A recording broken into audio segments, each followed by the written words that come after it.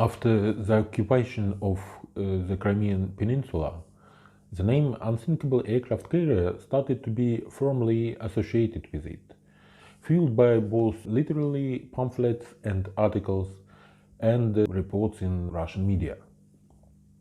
However, Crimea has always been a vulnerability in terms of defense and security, and especially evident it became during the full-scale invasion of Ukraine. From 2014 to 2022, reports on the situation in the temporarily occupied Crimea showed a worsening economic, social and infrastructural situation.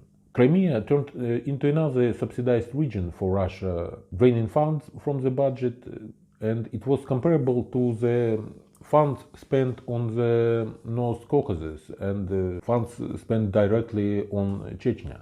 And despite being such a financial burden, the Russian leadership considered the seized peninsula a reputational asset, a demonstration that Moscow could capture what it deemed its own.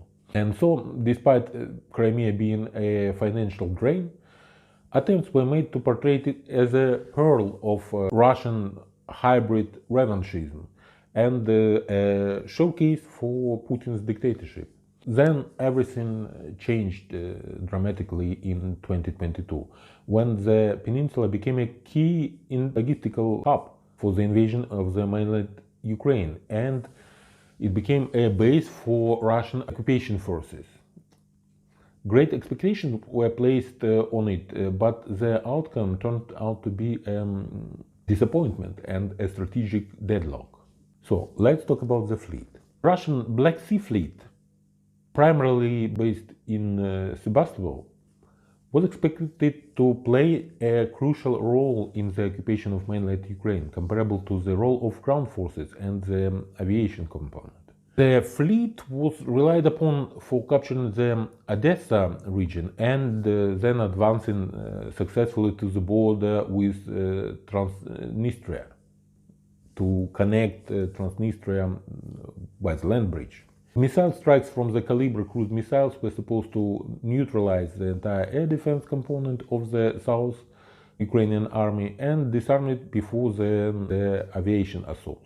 Large landing ships were meant to facilitate amphibious landings in the Odessa and Nikolaev regions, deploying a total of 4,000 or 5,000 Marines at a time.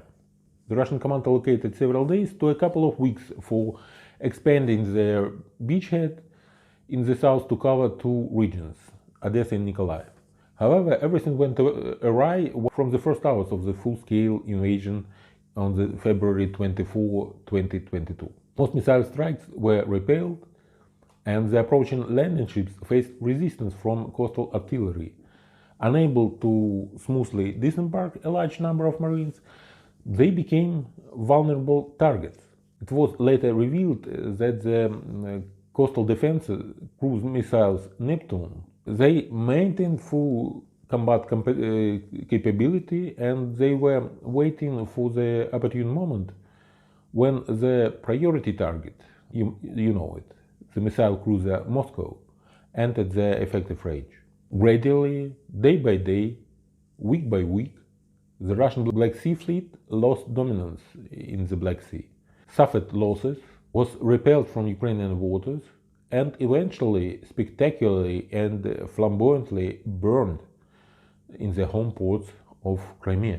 Russia often justified the occupation of Crimea not only by the presence of Russian speakers needing protection from prosperity and well-being, but also by claiming it was a base for the fleet. However, after almost 2 years of full-scale war with Ukraine, the Black Sea Fleet not only failed to demonstrate any effectiveness, aside from launching missiles at the Ukraine from a distance, and something even primitive Houthi rebels could make.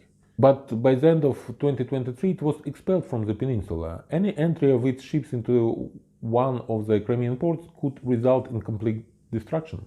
One of the real results for the occupation of Crimea in 2014 was Russia's desire to dominate the Black Sea, and it was willing to endure any losses to maintain that dominance.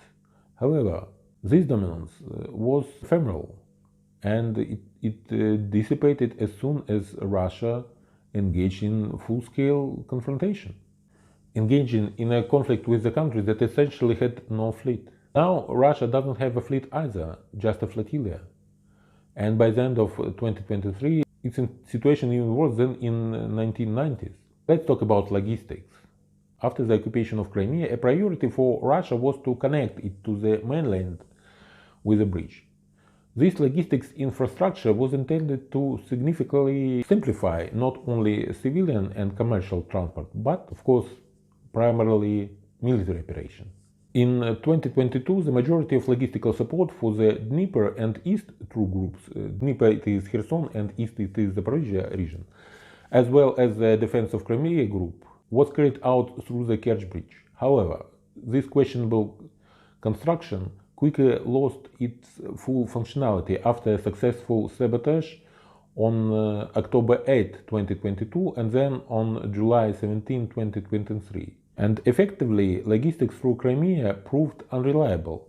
And in the second half of 2023, there were attempts by occupiers to build a railway on the mainland part of Ukraine, confirming the Russia's lack of confidence in the bright future of the Kerch Bridge. Trying to partly enhance the faltering logistics through the bridge, the occupiers resorted to maritime transport, including the use of large landing ships. However, on December 26, 2023, one of these landing ships, Novocherkassk, was successfully destroyed in the port of Feodosia.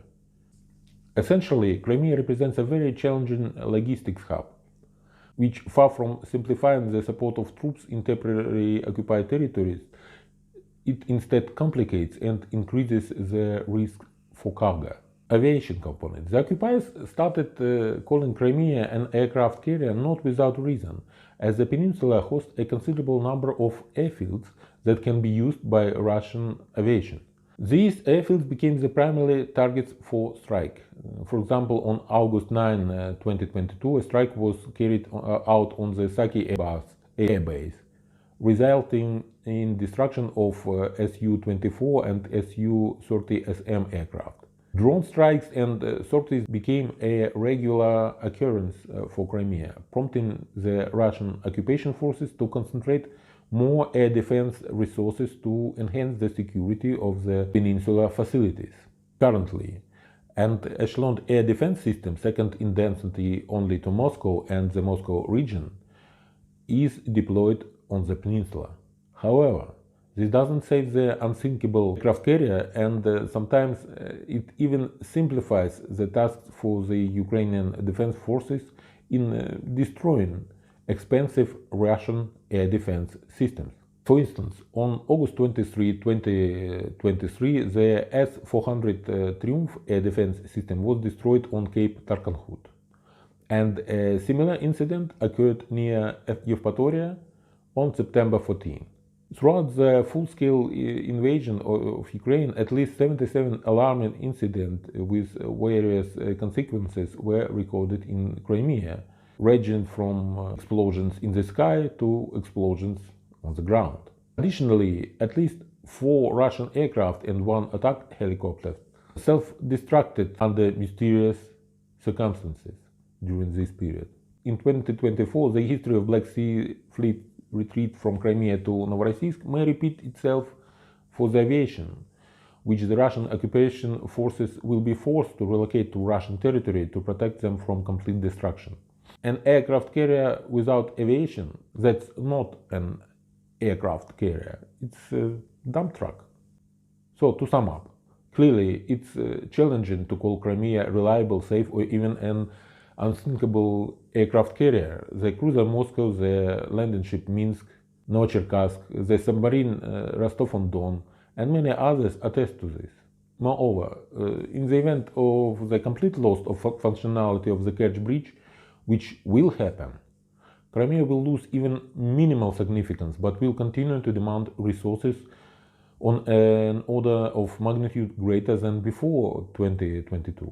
For Russian occupiers, Crimea was supposed to be a stronghold and support for their occupation of southern Ukraine. But it turned into a burden, causing more problems and losses than profit. At some point, holding into Crimea for the Russian occupation forces will become even more problematic than, for example, the right bank of the Kherson region.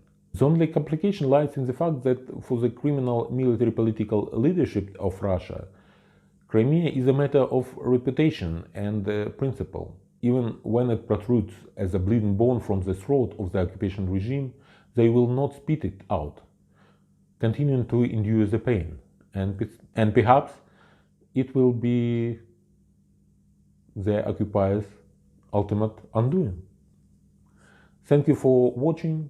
Have a nice time. Merry Christmas, Happy New Year, and Slava Ukraini!